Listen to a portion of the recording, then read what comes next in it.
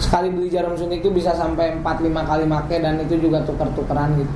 Ya bahkan pernah di suatu semacam tempat ngumpul kita itu, ada salah satu tempat di Bandung, kita nyimpen jarum tuh di satu tempat, terus ya siapa yang mau pakai aja di situ gitu. Jadi kita nggak tahu berapa puluh banyak jarum itu dipakai sama beberapa orang gitu.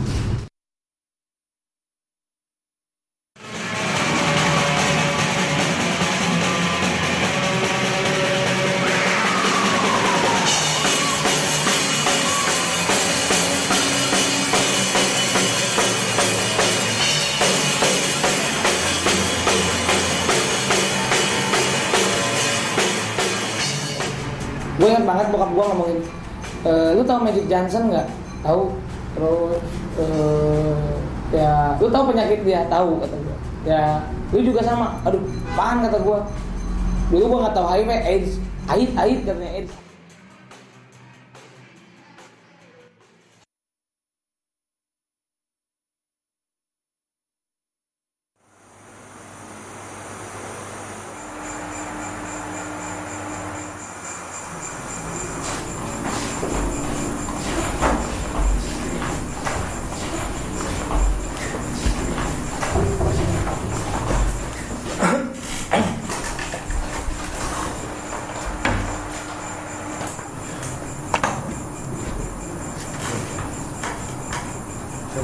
Saya tahu menerima.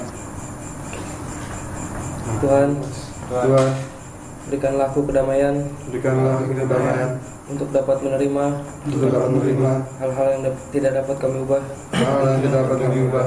kekuatan untuk mengubah hal-hal yang dapat kami ubah, serta kebijaksanaan untuk dapat membedakan di antara keduanya.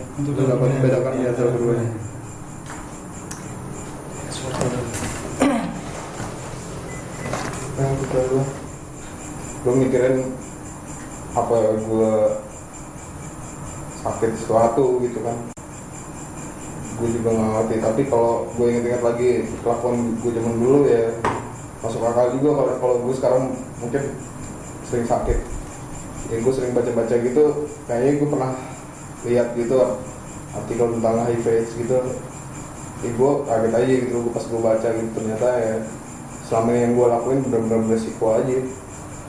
Kayak dulu gue sering banget tukeran jarum, ya sekarang juga kadang-kadang gue kalau memang nggak ada jarum sih gue masih sering tukeran juga. Ya gue sadar aja gue sekarang ternyata gue emang benar-benar beresiko gitu. Gue sering banget tukeran jarum, tukeran intek. Ya dulu gue nggak nyadar, gue pikir dengan tukeran jarum doang gue udah aman. Ternyata sekarang pas gue tahu lagi, ternyata kalau tabungnya nggak tutup juga sama aja bohong gitu, percuma. Hidupku terombang-ambing bagaikan kapal laut yang diterjang badai. Begitupun juga dengan keadaan rakyat. Mereka hanya bisa menangis saat perut mereka memanggil aku lapar. Oh, ini bersendarah.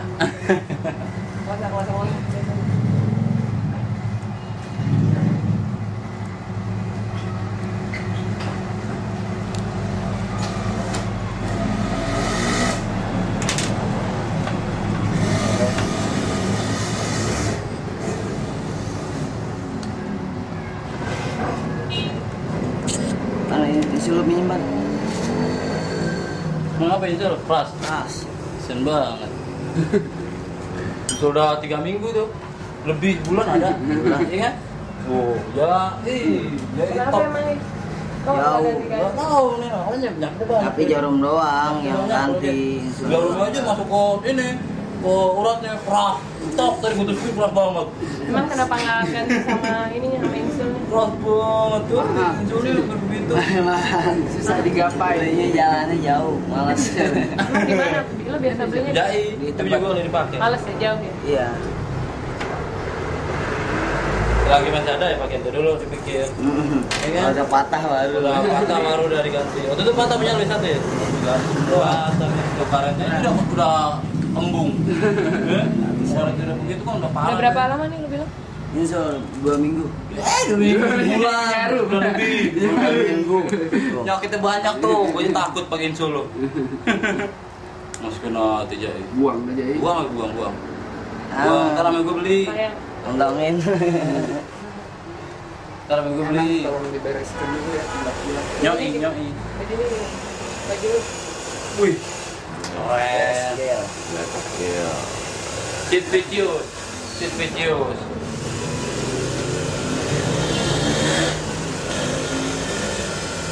Gue pernah lihat di suatu daerah nih di Jakarta Timur, mereka tuh bisa satu jarum suntik itu dipakai sama 15 orang.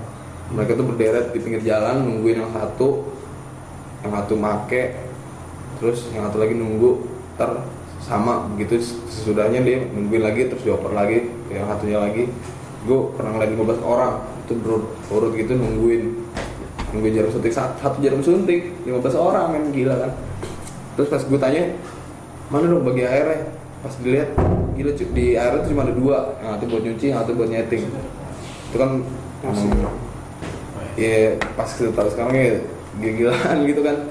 Dari satu gelas itu aja udah nggak kebayang, apalagi dari satu insulin nih.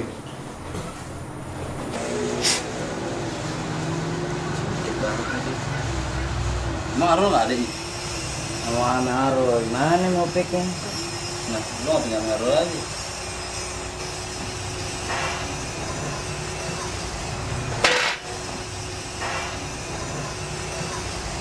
Lima miliar satu orang. Arul dibarangi. Hari mana? Ya lo jangan dari opik banyak. Emang dari tadi kamu ngambil Iya. ngomong apa lo? Waktu rumah. Keringin jai. 5 mili aja. Keringin jai. Apa tuh? Rumah kepala.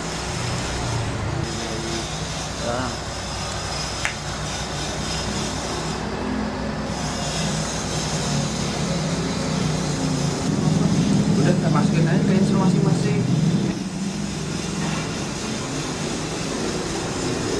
Oh, lagi lo. 55. Pan. Yang ini tuh mau pegang. Bantuin dong, Bang. Untuk aja dah.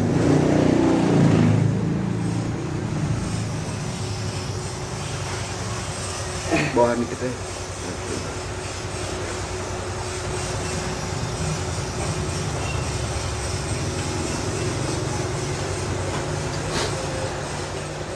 Urat gue udah mendem urat gue.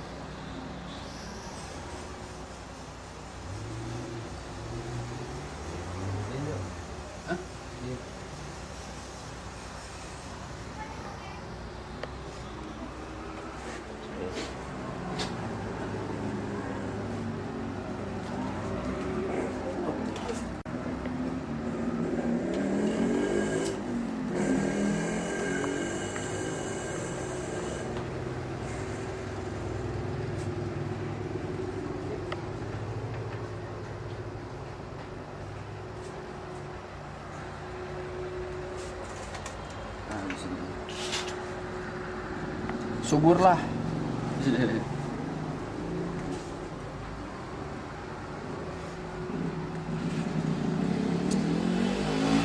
Oke, you're next.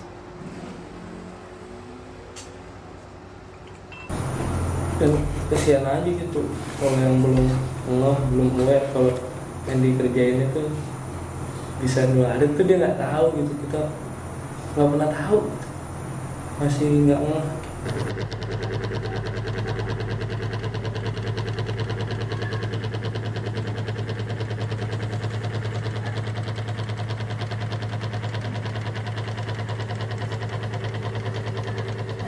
Pada saat seorang pengguna narkoba suntik dalam keadaan sakau, putus obat ya, maka dia akan merasakan kesakitan yang hebat.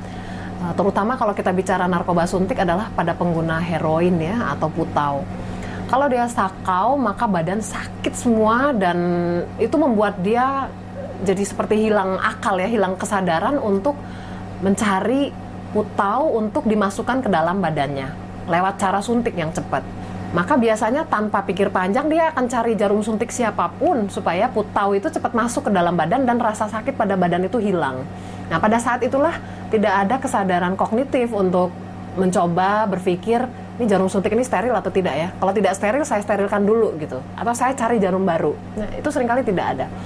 Nah sementara pada kelompok pengguna narkoba suntik kadang-kadang mereka menyuntik sendirian, kadang-kadang beramai-ramai gitu. Ketika beramai-ramai itu maka jarum suntik siapapun bisa saya pinjam gitu untuk menyuntikin putau itu ke dalam badan saya supaya sakitnya hilang. Dan kita nggak pernah tahu jarum suntik yang kita pakai itu mengandung virus apa saja. Gitu. Di antaranya yang paling cepat berpindah adalah virus HIV dan virus hepatitis C. Kan gocap ada lagi sini. Kita bicara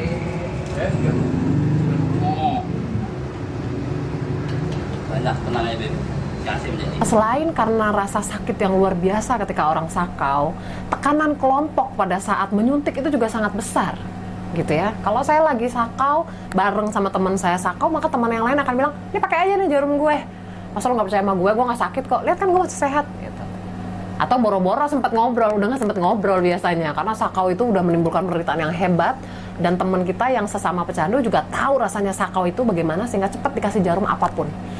Nah, selain itu juga karena kalau beli jarum, Anda bisa ditangkap polisi. Karena hukum kita kan masih double standard, gitu ya. Kalau misalnya Anda beli jarum, maka Anda akan dicurigai sebagai kriminal yang membawa jarum, gitu.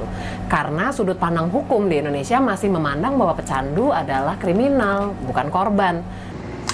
Buset. ini gue cari yang lain. Pokoknya gue berani pakai orang yang deket sama gue aja gitu. Kalau menurut lo AIDS itu penyakit apaan sih? Pengetahuan lo aja. Pengetahuan gue sih, dia kebanyakan dari seks ya. Kalau jarum suntik tuh kayaknya jarang. Paling kalau jarum suntik HIV, hepatitis tuh udah. Jadi suka apa? Suka ganti-ganti pasangan gitu, suka ngesek gitu kan. Dia pakai putau, gitu kan. Suntik lagi kan. Dia pakai putau kan. Itu pakai jarum ini, mungkin kita kena itu. Nggak tahu, ya gitu aja. Jumlah pecandu di negara kita luar biasa pesatnya meningkat tajam. Di Jakarta sendiri katanya surveinya sekitar 11% penduduk Jakarta adalah pecandu, ya, pengguna narkoba. Di Indonesia sendiri diperkirakan antara 4 juta sampai 6 juta masyarakat Indonesia adalah pengguna narkoba. Perkembangan HIV di Indonesia, wah, itu seperti sedang menunggu bom waktu yang sedang berdetak ya.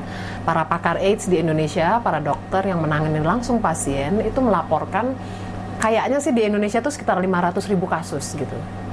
Dan itu bukan suatu angka yang main-main.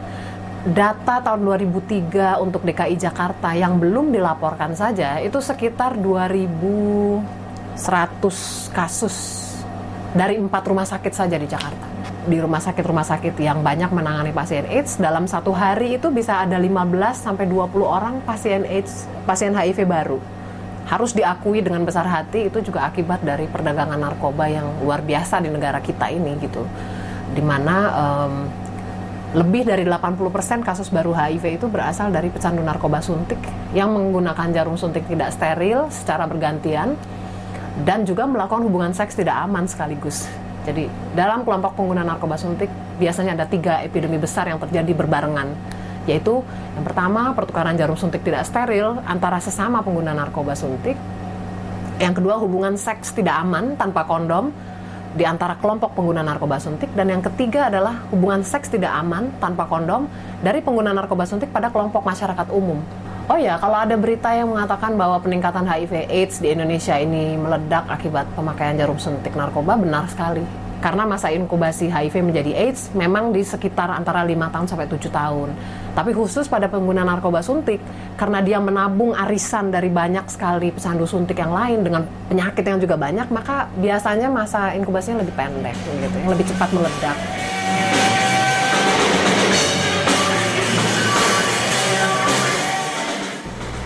rasanya tadi pertama gue tekanin juga menyangkal gitu, takut, menyangkal banget, waduh, ini Tuhan ngasih cobaan apa lagi nih, gue mau berhenti dikasih yang beginian gitu, bonus-bonus begini yang serem juga gitu. Istilahnya kalau orang kan ketemu yang begini, wah gue mati dah besok gitu kan. Cuma ya lama kelamaan akhirnya gue ketemu sampai suatu titik, sampai suatu saat gue ketemu dengan orang HIV positif juga. Dia ngomong, ya lu nggak usah bete, lu nggak usah takut, lu harusnya bersyukur sama Tuhan lu gitu. Tuhan lu ya ngasih semacam awareness gitu, semacam peringatan ke lu untuk lebih baik. Yang namanya mati ya, orang sehat juga keluar ke jalan ketabrak bus mati juga. Gue yang positif di sini masih hidup. Cuma yang jelas ya menurut gue, meskipun gue positif, ya gue dapat hikmahnya gitu. Gue yakin banget Tuhan gue ngasih sesuatu ke gue supaya gue lebih baik daripada sebelumnya. Yang jelas menggugah anak muda juga yang ada di negara kita lah, khususnya kalau kita mungkin ya di Indonesia mungkin ya anak muda sekarang mungkin bisa hancur gitu. Mungkin 10 tahun lagi di kampus-kampus udah banyak orang-orang make, orang-orang yang HIV juga udah terlalu banyak. Jadi dengan musik kita ya sehingganya mereka aware gitu, sehingganya mereka waspada bahwa epidemi HIV sendiri itu udah ada di sekeliling kita gitu. Dan ya itu bukan penyakit orang luar negeri, itu penyakit semua orang dan semua background, bukan hanya kita sebagai pecandu aja yang bisa kena, cuma ya ibu rumah tangga bisa kena, semua bisa. Mungkin gue sekarang beruntung banget udah punya lingkaran ini, mungkin gue bisa cerita sama lo ya, cuma dari gue sendiri mungkin belum siap kenyataannya. Berat aja kayaknya kalau mesti memang kenyataan kalau gue udah positif atau gue kayak difonis aja gitu. Mungkin untuk keluarga sendiri gue juga bingung ya, gue mesti cerita apa sama mereka, sedangkan gue harapan mereka gitu. Gue anak cowok satu-satunya, gue tahu banget mereka ngarepin gue gitu buat maju.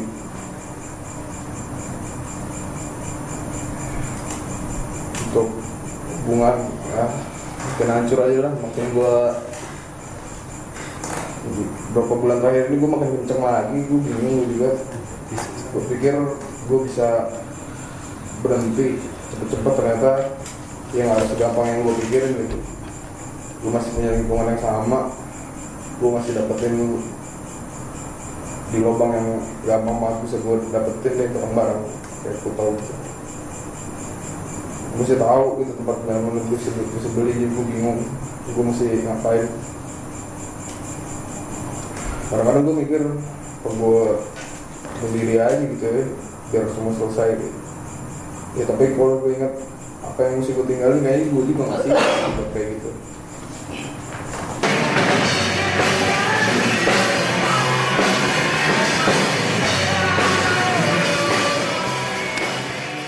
Harapan gue sih itu penyakit Oda tuh nggak usah dispesialkan, tapi nggak usah juga di stigma dan diskriminasi. Ya biasa aja dah. Kita juga orang biasa gitu, seperti lo lihat mungkin kita juga orang biasa yang masih bisa jalan, masih bisa hidup, masih bisa produktif gitu.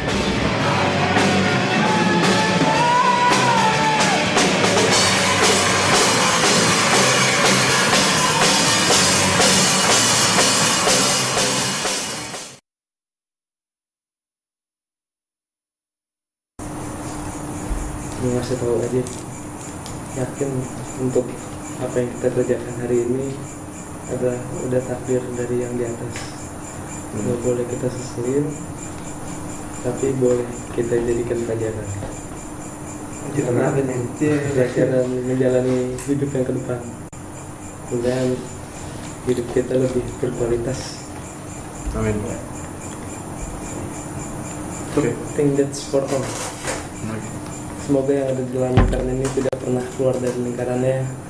Satu tangan memberi, satu tangan menerima. Tuhan, berikanlah kami kedamaian, Berikanlah kami kedamaian untuk dapat menerima untuk dapat menerima hal-hal yang tidak dapat kami ubah, hal yang tidak dapat kami ubah, kekuatan untuk mengubah hal-hal yang dapat kami ubah, untuk mengubah hal yang dapat kami ubah, serta kebijaksanaan untuk dapat untuk dapat membedakan di antara keduanya. keduanya. Oke.